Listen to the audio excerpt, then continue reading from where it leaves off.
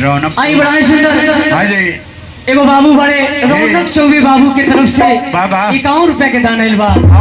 हनुमान जी महाराज सदबुद्धि दी बड़ा होके अपना परिवार के नाम रोशन करस, बड़ा आदमी बनस का कम के जी। हाँ जी जंग रहुआ बड़ा आदमी बनो। हाँ ना जी हमने कोनो बड़का नहीं से सरकार। हनुमान जी कल्याणकारी परिवार में हमेशा मंगल की वाणी सुन रहो। प्रेम से बोल दी बजरंग बली महाराज की। और हनुमान जी भी करे कह देना उजाड़े है मैंने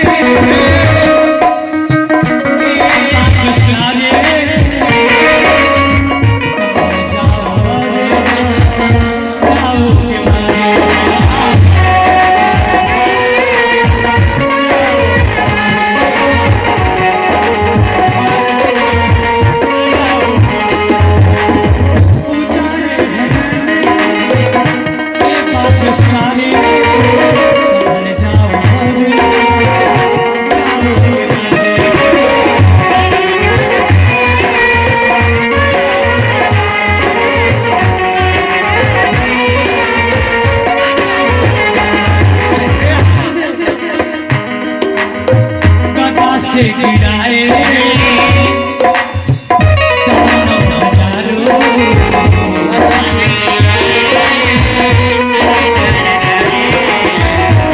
से गिराए दानों हजारों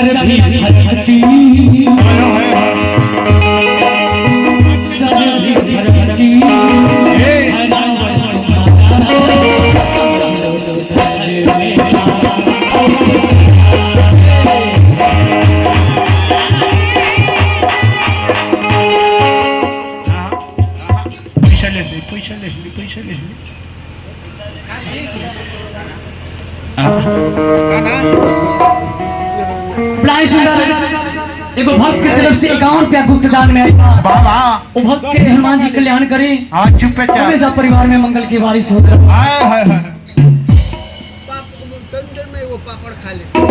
इसके बाद हनुमान जी महाराज सभी लंका वासियों को चेतावनी देकर जा रहे हैं कि संभल जाओ, अभी से माता जानकी को वापस कर दो। और वापस जाते हैं सभी पांडव सेना एकत्रित होकर जामवंत जी महाराज के साथ प्रभु श्री रामचंद्र जी के पास जाते हैं, माता जानकी की सुधी सुनाते हैं। प्रभु श्री रामचंद्र जी पूछते हैं कि हनुमान यह सब कार्य